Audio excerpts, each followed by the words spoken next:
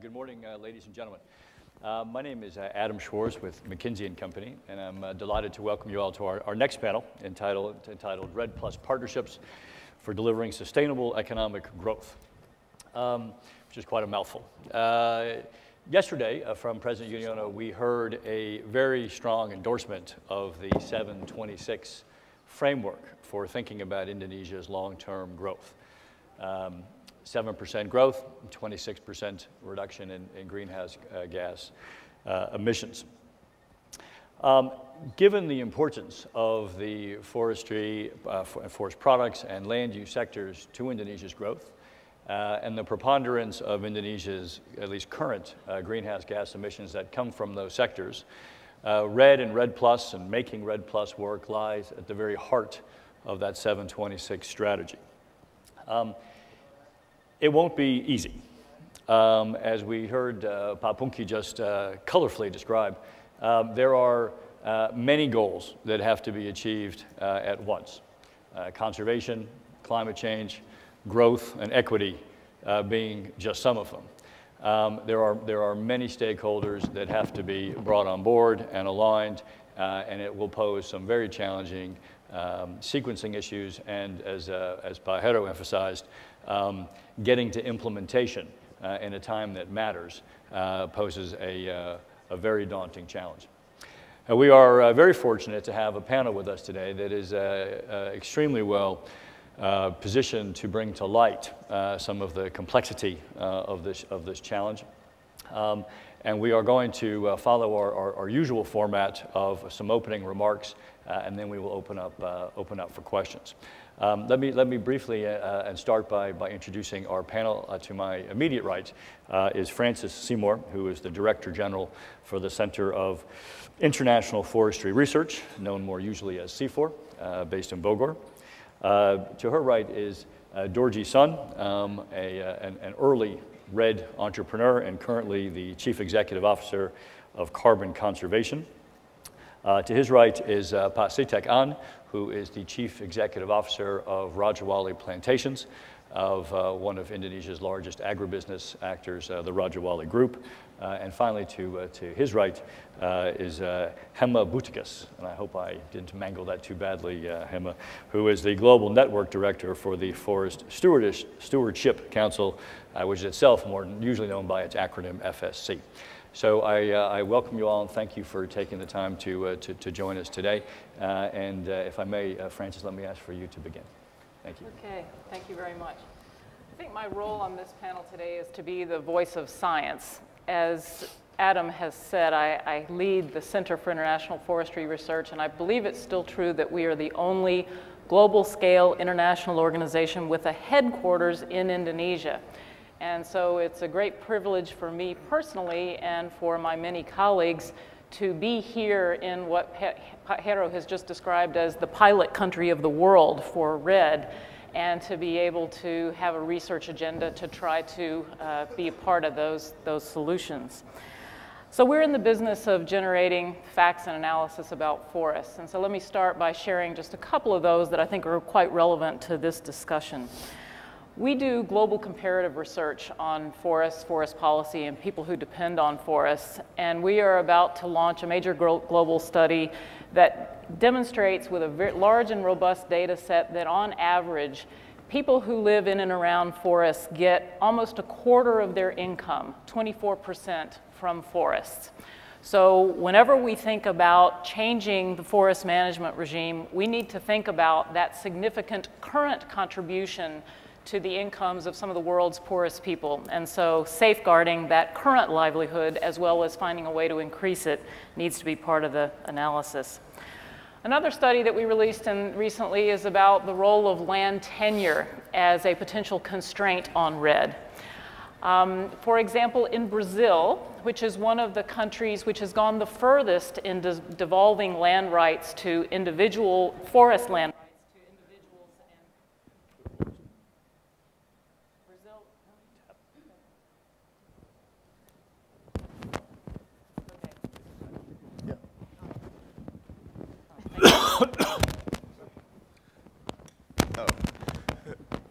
Brazil, which is one of the countries that's gone the furthest interest in recognizing land rights of individuals and communities. We estimate that of the remaining parts of the forested Brazilian Amazon that are economically viable for REDD, only about half of that is viable from a governance perspective because of what's been characterized as land tenure chaos. And I think many forested countries of the world have to face this land tenure chaos problem as an early impediment to REDD. Not sure if this is editorial control over what I'm saying. Here in Indonesia, we've published a number of studies over the last year trying to help inform the discussions. For example, last year we published a study on the experience of management of funds in the Reforestation Fund and the lessons learned for how to control corruption or other kinds of fraud and abuse and new REDD revenues that may come, and the need for transparency in the management of those revenues. We also did a study about what role forests could play in achieving the President's ambitious emissions reductions targets, and came to be clear that the focus really needs to be keeping existing forests as forests, because while planting trees is a great agenda, you can't get there from here by just planting trees, because it would take 2.5 times the land area of Indonesia to meet emissions reduction targets by planting trees alone. And finally, we're trying to fill in some of the empirical data that's missing on just how serious are emissions from peatlands and from mangroves, and hosted an international conference here in Indonesia 2 weeks ago, because Indonesia is very well endowed with both of those kinds of ecosystems, and so those wetland forests need to be part of any solution. So we know a lot, but actually there's quite a bit that we don't know yet, because REDD is an experiment that hasn't unfolded yet. And so as Pak Heru said, as the pilot country of the world, we're all learning about this at the same time. We have Indonesia as one country in a global comparative study of the first generation of REDD initiatives, and we're using a 3E framework. What's effective, what's efficient, what's equitable? And I think while it's clear that there are technical issues and there are financial issues that remain to be resolved, it's really all about governance. And we need to face the fact that we actually don't know how to do many of the things that Pa Agus Purnomo just described to us.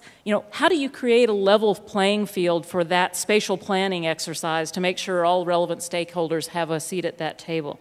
How do you ensure the kind of vertical and horizontal interagency collaboration that's going to be necessary to connect the different jurisdictions and different sectoral agencies? How are we going to make sure that we're clear about who owns the rights to forest land, forest carbon? How do you implement free, prior, and informed consent? And probably most importantly, what's the benefit sharing regime that can be put into place to make sure that local communities get an equitable part of the deal? I would argue that business is a constituency for resolving those issues, and that the 2-year breathing space that Pak Heru just mentioned would be in everyone's interest, including business, to give us some time to find the answers to some of these questions. Thank you. Frances, thank you very much. Bit more detail on the complexity of the challenge ahead. George, would you like to? Thank you, Adam. So, good morning, everybody. I wish that you had published those reports in 2006, and if I'd read them, I probably would have picked a different industry. Just kidding. The complexities of REDD have really been a fascinating evolution. And I thought what I'd just give at a high level is kind of some of the challenges that have happened. So I've started and exited a couple of businesses, and in 2006 I thought, right, let's find a way to use business to protect forests. So in principle, I still think that the concept is very, very real and very, very simple. Like, do forests have value, other than toilet paper? Absolutely. So the principle is so simple. And then as you dig deeper and deeper, it becomes more and more complex. And so in 2006 and 2007, we first worked with Rio Tinto. Rio Tinto financed $3 million to protect a forest. The carbon credits were registered with the Australian government, greenhouse friendly, and then we were able to generate the million credits abatement, and then it was traded, and then the 5 farmers who are the landowners were able to protect that forest. So far we've done 5 annual verifications, the forest is still there, and everything is moving along. Then we came to Indonesia, and we went to Aceh.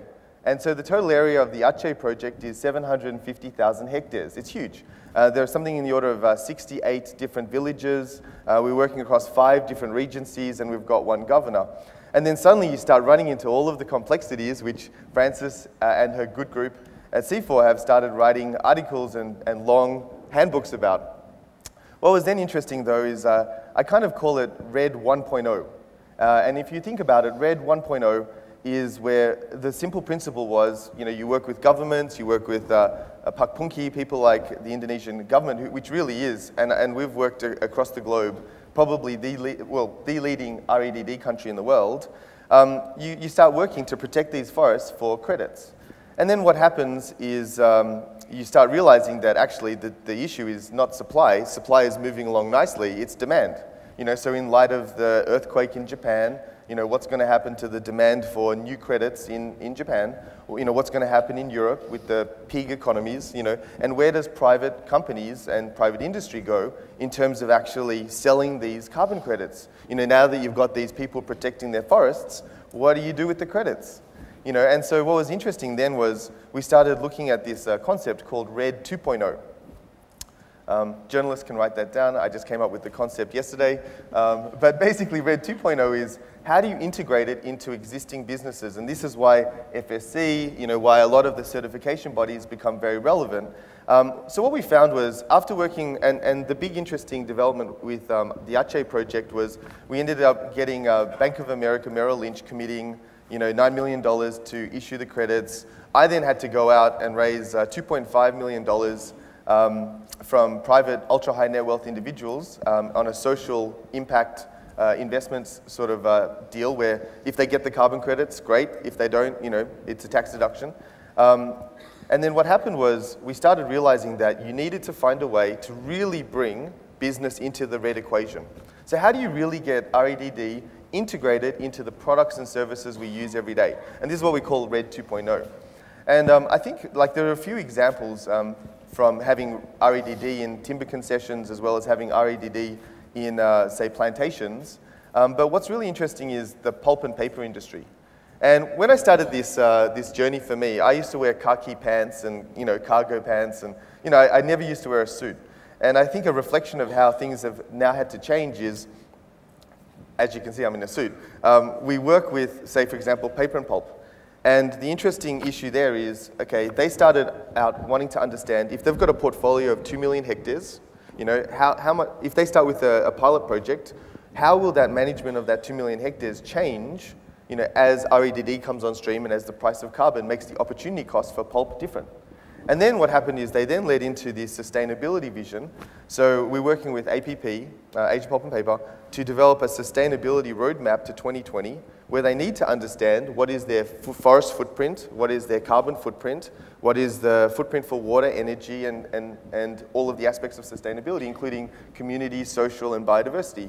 And it became really interesting for me, and just kind of winding up my introductory thoughts, REDD 2.0, in the absence of government-led demand, we have to find a way to have businesses that need to work with the land, whether it's agriculture, whether it's forestry, really imbibe the REDD spirit. Like really understand what is it in terms of whether it's high conservation value forests or carbon-rich soils.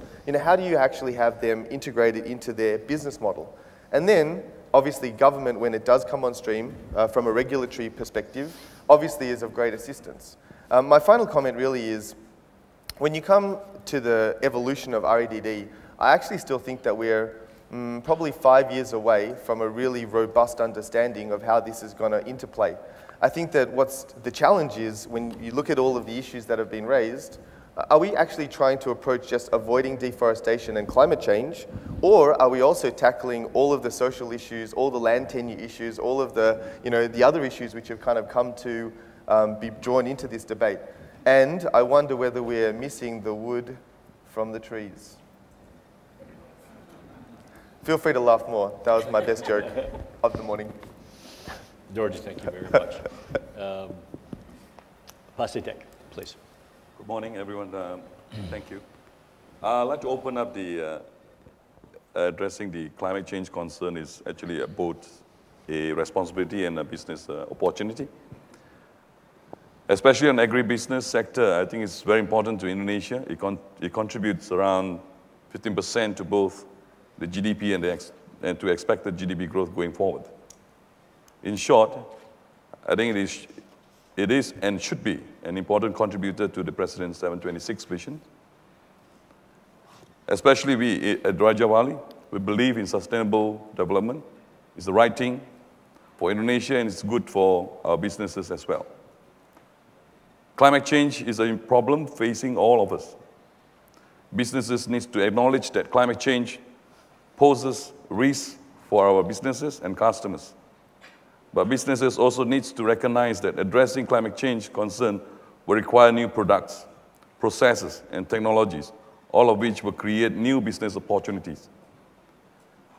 Across Indonesia, abundant land and forests, a world of opportunity will open up in the next few years, ranging from higher value-added agriculture and forestry products to new markets for biomass, biochemicals, and biofuels. We must also be mindful of the risks and threats to our exports if Indonesia is perceived as using unsustainable practices. What are the three main businesses need to do, and what are the three main things that the government needs to help? To make sustainability and growth complementary to one another, businesses have to do their part and government needs to do its parts. I will start off with businesses have to do. There are three key points that we jotted down here. Operate legally and sustainably. For example, businesses should follow sustainable forest management, mining practices, etc. The second one is maintain Indonesia brand image as an exporter. For example, businesses should aspire to work with large buyers and customers across the globe that value good practices. The third one is adapt. For example, businesses need to contribute to solutions for land tilting and land tenure concerns so that they can improve access to non-forested land and steady increases in agriculture productivity. The three key points that the government has a critical role to play. Let me highlight three items that are very important to agribusinesses. Number one is the clear rules regarding what land can be used for what purpose and how to access more land. Better law enforcement is number two for ensuring a level of playing field among competitors and an incentive for all businesses to comply with the laws. Third is investment in infrastructure to keep costs low, getting products to market quickly and efficiently. So my closing remark will be growth and sustainability can go hand in hand. I want to iterate that from the perspective of the business community, there need not be a conflict between sustainability and growth. There are plenty of opportunity we can grasp to drive our country economy, but businesses have to do their part and also the government needs to do its part. Thank you very much.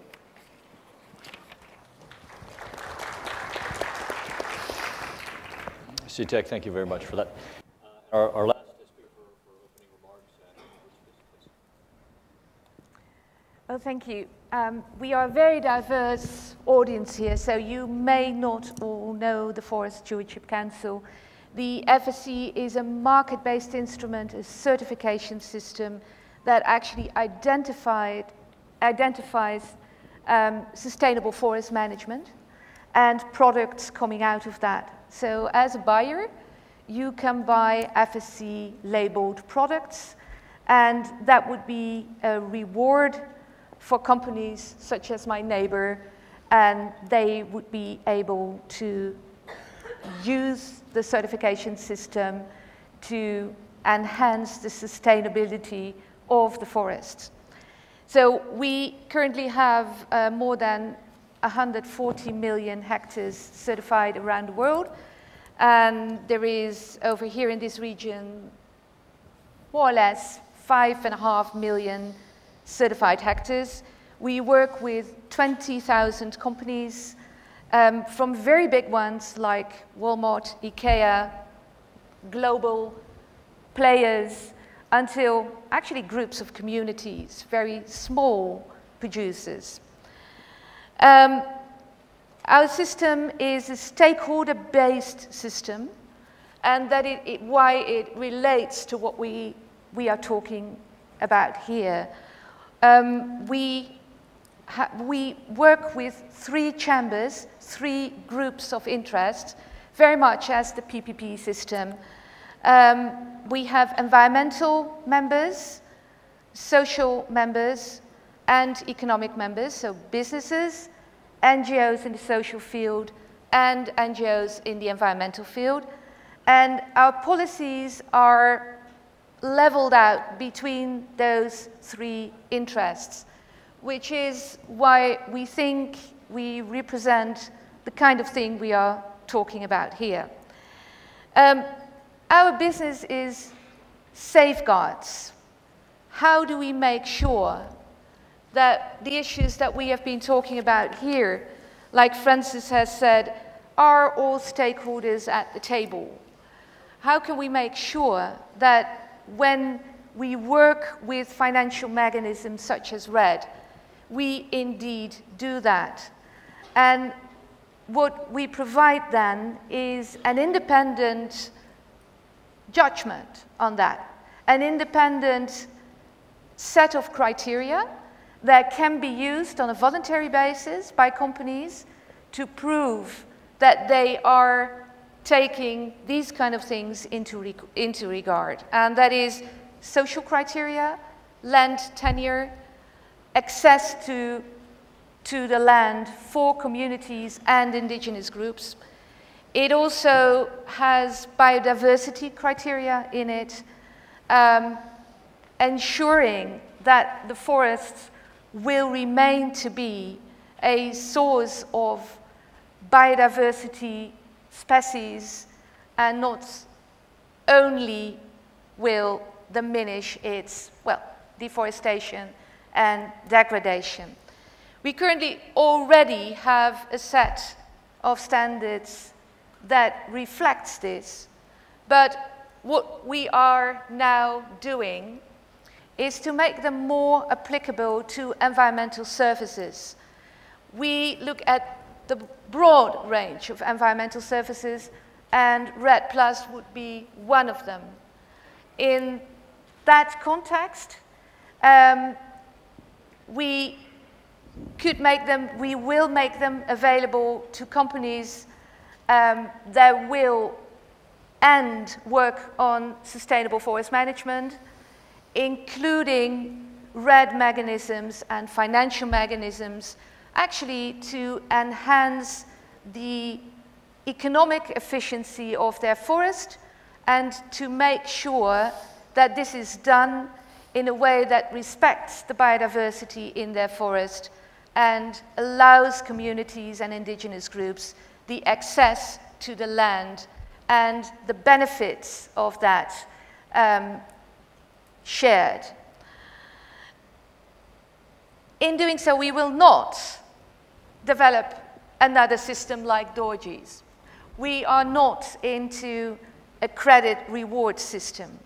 What we do is working with organizations like Boetekees to help them explain to the world that they are taking these kind of criteria, these safeguards, into regard and providing a third-party judgment on that, so that Boetekees is able to prove to everyone that he applies a set of criteria and is serious about taking them into regard, and that companies in forest management can do exactly the same in that.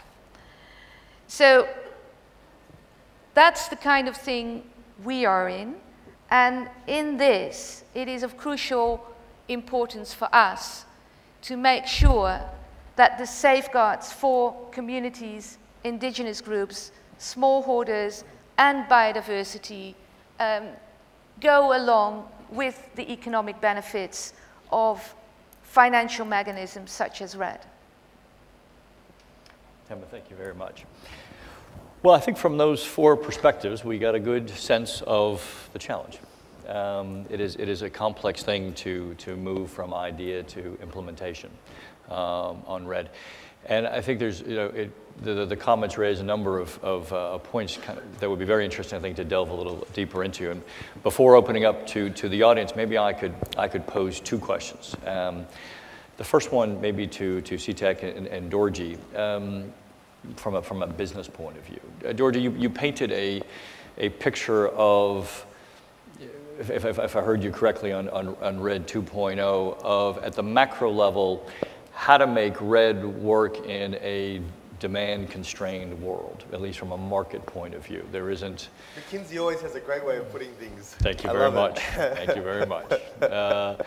Anyway, that is the reality. Yep. From where we thought the demand was going to be, it may one day be, but it's not particularly vibrant today.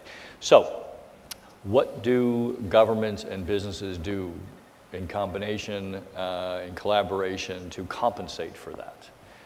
What are from where you sit, from CTEC, from where you sit with your plantations, what are some ideas for how government helps you, and I apologize for jargon alert to come here, for sort of to create a synthetic market, to create, how do you compensate for the fact that we don't have a real market, to make sure that there are proper incentives in place to do what you both say you're trying to do?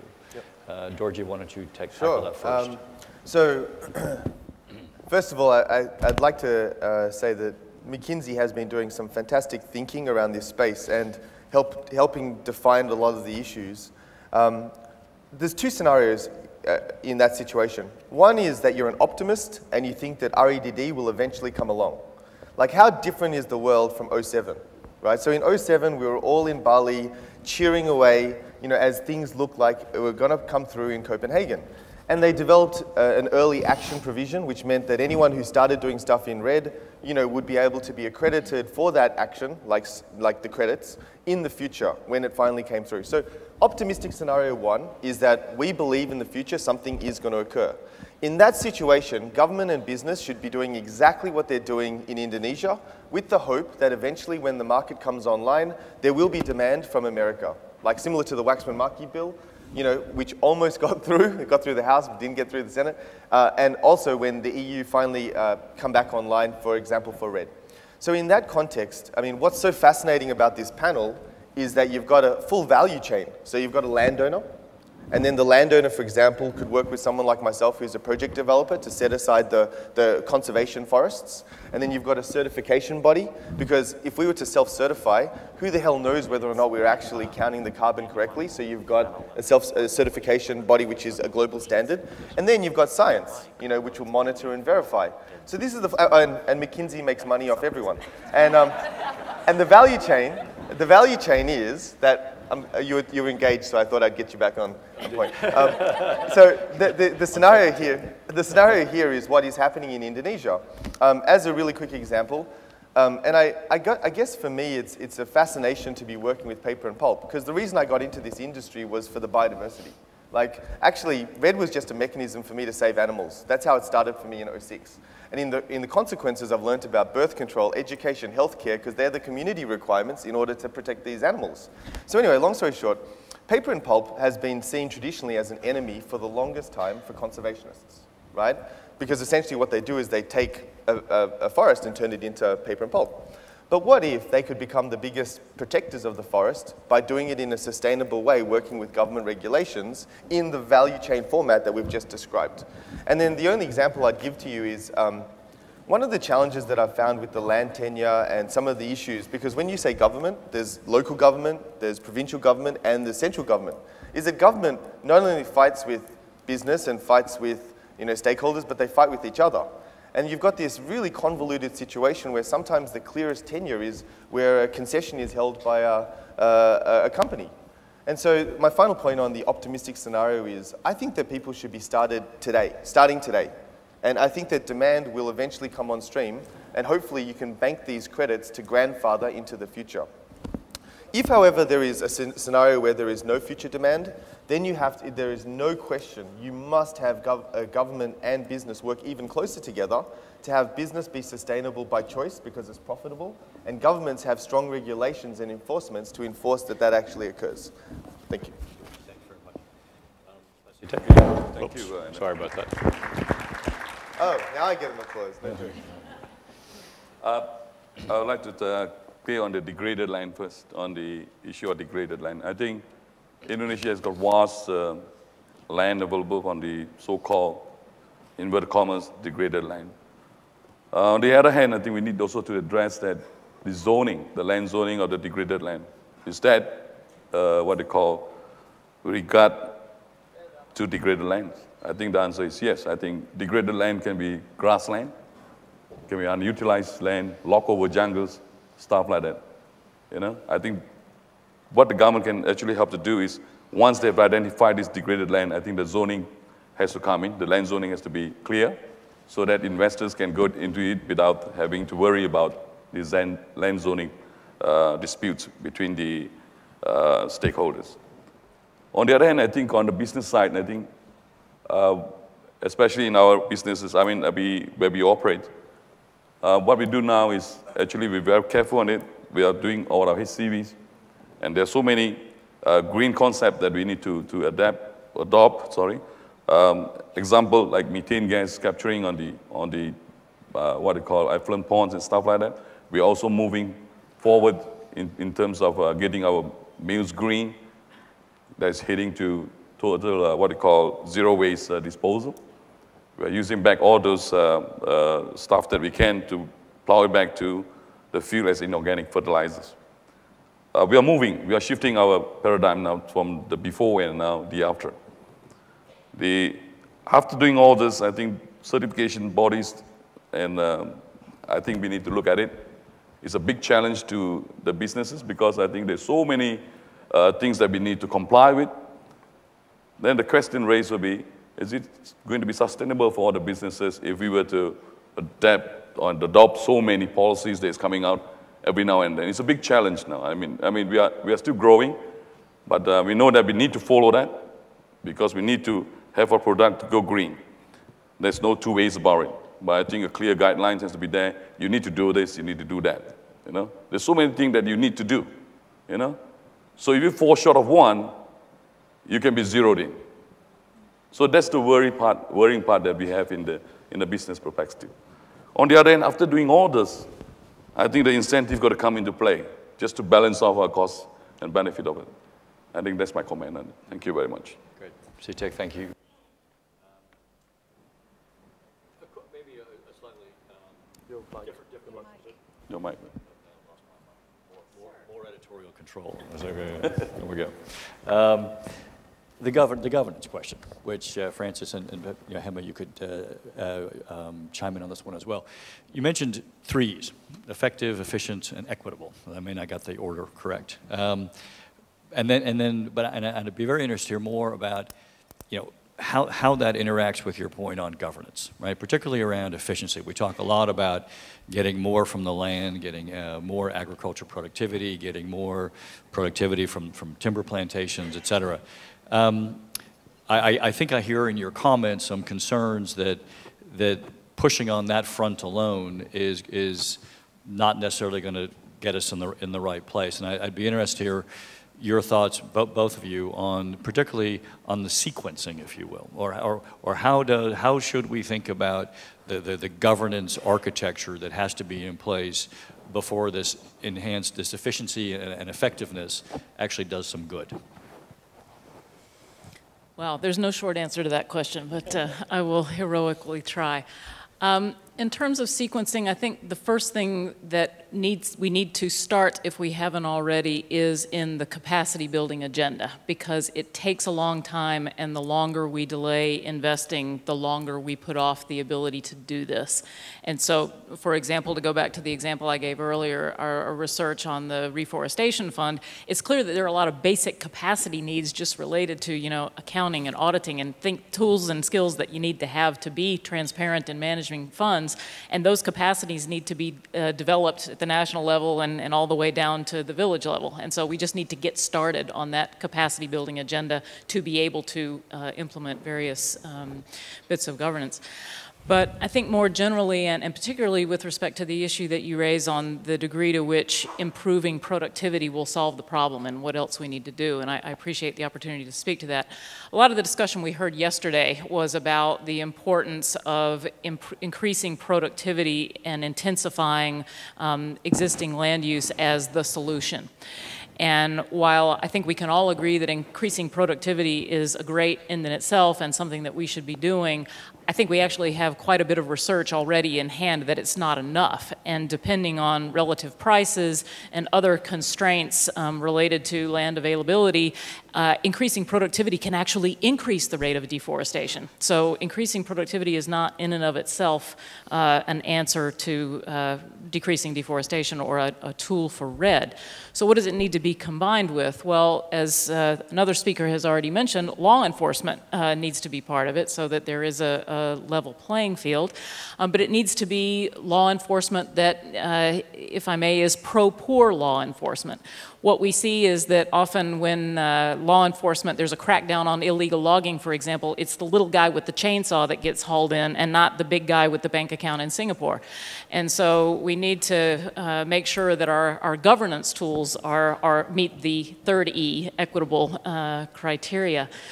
I also think that as a general principle for governance, not only having all voices at the table in various decision-making realms, but also having the different capacities of different players involved can help even meet the efficiency objective, which you ask about. For example, one of the big challenges in REDD is this monitoring, reporting, verification, and we tend to run quickly to the, high-tech, space-based kinds of remote sensing ways of measuring forest cover and changes in carbon stocks.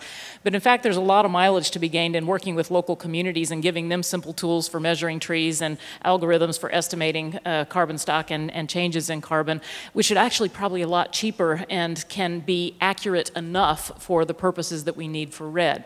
So I think thinking about how to involve communities, whether it's in fire protection, control of illegal logging, monitoring of carbon stocks, is going to go a long way to meeting all three of the E's, the efficiency, the effectiveness, and the equity. Sorry, can I make a quick comment on that? Sure.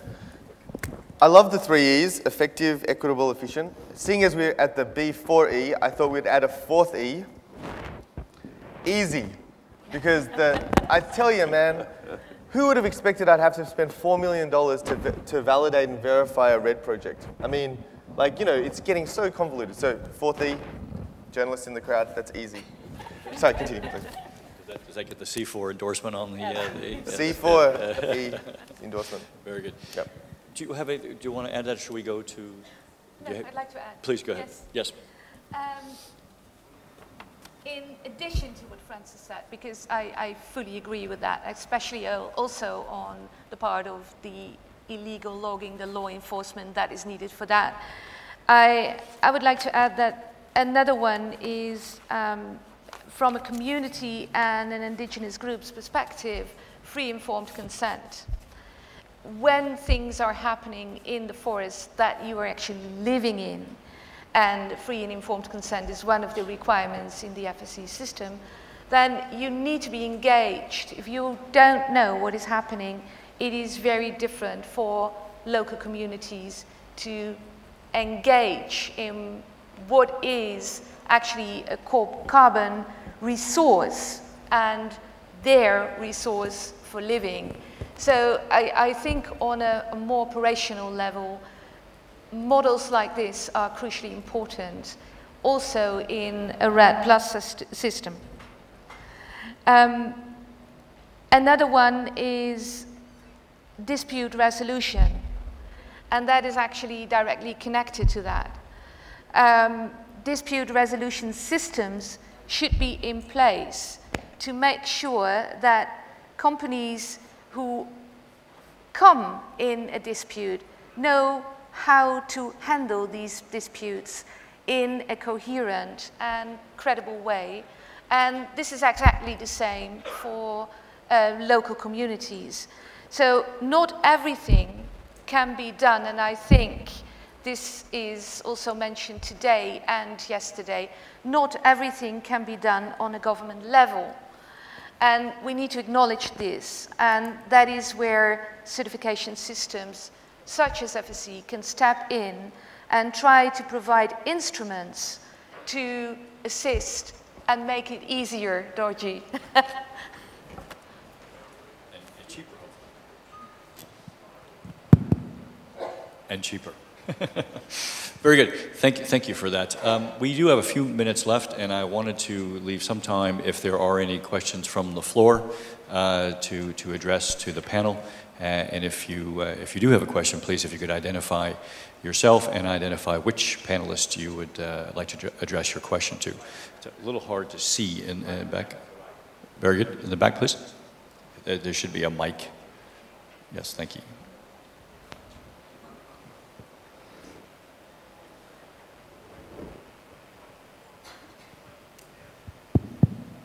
Thank you very much. My name is Bustar Maidar. I'm from Greenpeace. And I would like to ask a question to the panelists, especially for Mr. Dorji-san. Maybe just simple question. How to avoid the company who actually is doing massive deforestation and release a lot of greenhouse gases to not using REDD for their greenwashing? Because if the reducing emission from deforestation only for greenwashing, it means we are just doing business as usual, nothing changed. And secondly, also question for the for Rajawali group. What I'm seeing clearly in your concession in Rio, for example, you're opening the natural forest in Kampar Peninsula, and that's absolutely also releasing a lot of amount of greenhouse gases. And yeah, what you're doing with that? Thank you. Yep. So I'll take the lead. Sure, please. So first of all, I have a deep and profound respect and love for Greenpeace and all of the green groups that are particularly vigilant and passionate. I came to a crossroads myself. I realized that actually I'm more of a pragmatist. So where I fall into the green spectrum is more about just trying to get meaningful results by engaging businesses. And this was something which actually was a personal journey for myself. So the perspectives which we share, I think that we're still trying to get to the same outcome. But we're just taking different approaches. So for me, for example, what's interesting is we started with a project, just to give you the background, and it had taken us a few years to get to the point where we were comfortable working with companies like paper and pulp companies and plantations to look at REDD. When we finally got to that space, we realized that actually in a country like Indonesia, which is an emerging economy, there's no question you're going to have to juggle or balance economic and poverty alleviation and development with at the same time environmental concerns. Like, it's very easy for us from a developed country perspective. For example, Europe has been settled and developed and has done their logging a long time ago, and then have this difference of situation because of the timeline of evolution. So when we started working with these companies, the first thing we pitched was basically, well, maybe we should start with a pilot project. And as my colleague from Greenpeace has stated, well, what happens when there is deforestation still occurring? And that's called leakage. So if I protect a forest here, what's to say that I'm not stopping it from being deforested over there? What's interesting is after working, so we're still at the very beginning stages. It's only about 6 months and we're still gathering data. So I can't comment with great detail because we're still in the internal phase of developing milestones and creating the plan. But then what happened was we started talking to management and we said, this is a real issue. Like, how do we actually develop an intra-company plan to know that there isn't going to be leakage? And what was interesting is we ended up starting this process called the Sustainability Roadmap 2020. So what it means is we now start looking at the entire footprint of the company and making sure that just because you're stopping deforestation here, you're not opening up new forests there. And it's really weird, like when you think about the evolution of what started off as a simple process of trying to protect animals and forests, now what's actually happening is you're having to see the entire business value chain in one sort of roadmap. So the goal is, just to finish my answer, what started off with a REDD project, a pilot project, has now become where we're developing milestones and a roadmap, which will be publicly available, the roadmap summary when we finish it, by 2020, where we're hoping to bring previously a paper and pulp company with no strong, I guess, focus on sustainability, but they've obviously done a bunch of different stuff which many people have called greenwashing. So, you know, they've got biodiversity initiatives and social initiatives. But how do you bring that all into a roadmap to be sustainable by 2020? So to kind of like, in summary, what is greenwashing, I think, you know, is really in the eye of the beholder. I think that, for example, if you give Indonesia as a country another 50 years, no different to where Japan was very polluted in the 70s, you're going to find that, you know, the economy will start cleaning up. I think that similarly with a lot of the companies that we're dealing with, they know that they can't get away with just, you know, what is flagrantly deforesting or abusing environmental principles. Well, we have been reminded by the organizer, unfortunately we have to wrap up. Do you want to say a few words, Bessie, take on the second question? Yeah, the second question, I think on the greenhouse gas, what are we doing about it? I think Rajawali at the moment, because there's a lot of unclear guidelines that need to be addressed amongst all the stakeholders, we are actually not developing any land in PED. 2 areas that we have planted up, we are looking at areas that is not going to be planted 100%, but we are strictly following the HCVs that we have. And there are many more to do, like the mills and stuff like that. We are trying to plow back all those organic fertilizer, making sure there's zero waste, and etc. Methane gas capturing, stuff like that. We are looking at the possibility of it. I know it's going to be a long and winding road to reach the ultimate goal. But at least we have make a head start of what we think is best for the future and best for the country and best for the environment. Thank you. Thank you very much. My apologies, we probably ran over a little time, and I hope we didn't foreclose other questions, but I'm sure the panelists would be happy to talk after the panel. From my perspective, very interesting discussion, very useful to bring to life and put some more detail on the complexity of this difficult task, but also the importance of it. And I hope to Georgie's point, the inevitability of it as well. I'd ask you all to join me in thanking the panel for their contributions.